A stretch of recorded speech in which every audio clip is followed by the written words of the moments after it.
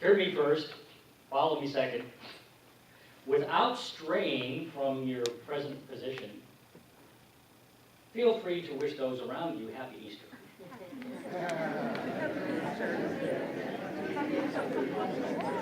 Happy Easter. I get to share.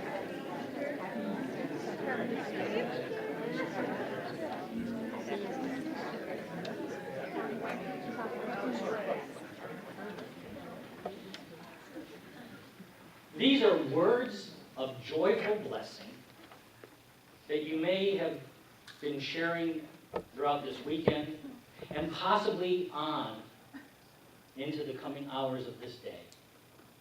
After all, it's Easter. Yeah.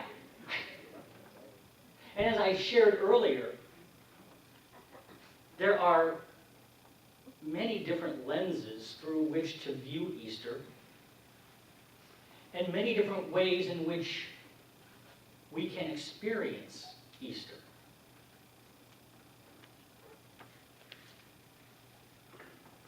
But one thing I know is true, I'm speaking from, I know is true, that without Easter, we wouldn't know about Jesus. Regardless of what Easter's personal meaning for you is, and it means something different in a different way to each and every one of us. And I stand here not to diminish or make wrong any of those different ways.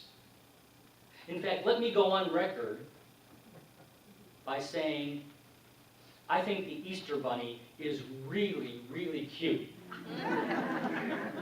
And I am glad, happy that he, she, it is present on the planet.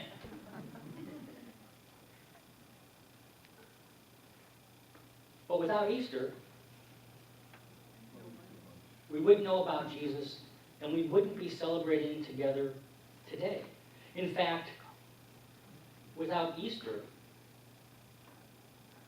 there'd be no Good Friday, because there would have been no abiding community for the last 2,000 years to give any kind of meaning to his life and his death.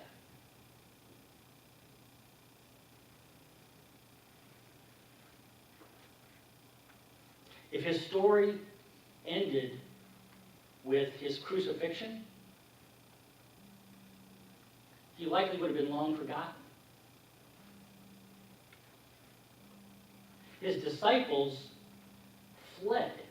All of his followers, they fled when he was arrested in the Garden of Gethsemane late in the night on Maundy Thursday.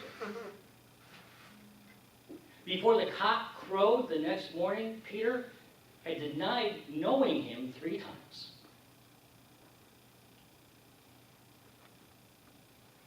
He would have been simply, without Easter, another Jew crucified by the Roman imperial government, like thousands of others had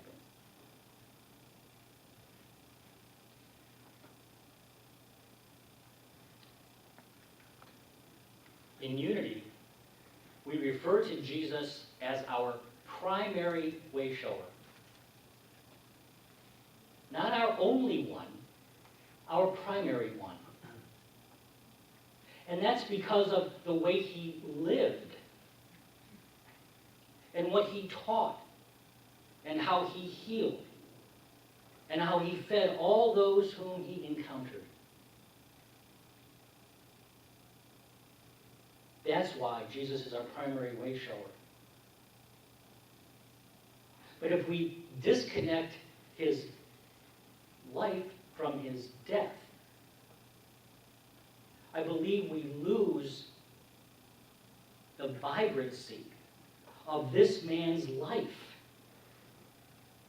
and what he committed himself to and what he believed and why he believed it and why his life ended as it did. in my experience, and this grows and grows and grows over the years as I learn more and pray more and meditate more, his life and all he is about becomes more vibrantly alive within me as I understand more fully the connection between his life, his death, and his resurrection.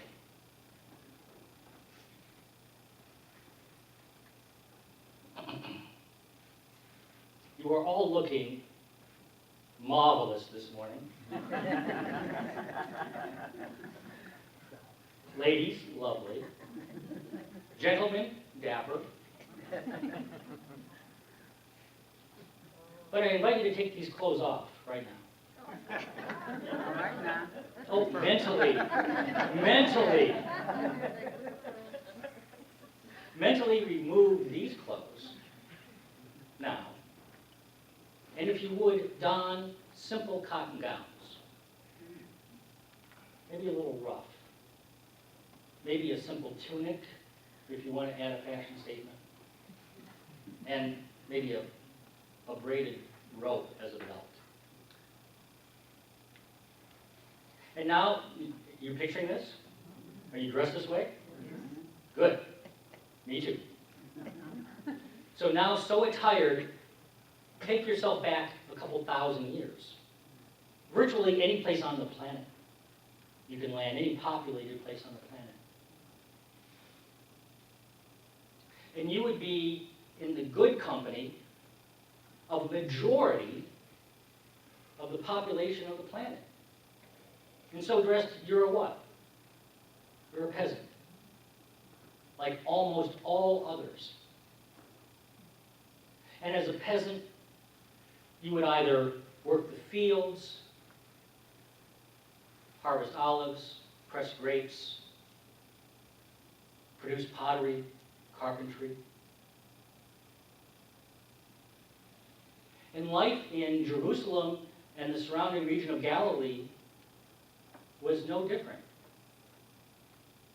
If you were a peasant there, one of the majority, large majority of the people present, you would be eking out a living, burdened by two things, by the heavy Roman tribute, which is the tax, and by a mountain of debt that you likely owed the relative few landowners. That was your life. That was Jesus' world. And for the moment, it's ours, because we're there. So allow yourself to remain there. In Jerusalem or Galilee. Just hang out. Work in the fields, pressing the grapes. I would have pressed the grapes. Just you want to know, I would have been a great presser. That's my bias. About the year 27, Jesus sets out on foot. He starts off in Galilee, and he roams all over Galilee, teaching and preaching and healing and feeding all those whom he encounters. Ultimately destined, and I'm not saying predestined, that's not what I'm saying, but ultimately destined to arrive in Jerusalem. Jerusalem at the time was the center of the Roman imperial economic and political oppression. That's where it was. And that's where his teaching ultimately took him. That's where his message, his life, ultimately led him. And it wasn't only the Roman oppression, but the Roman tax was collected by the chief priests, the Jewish chief priests. And so they gave it the legitimation of God. They gave it God's blessing, this very heavy Roman tax. So you're there. You're a peasant. How does that make you feel? mountain of debt, the heavy tax, the eking out a living. How do you feel?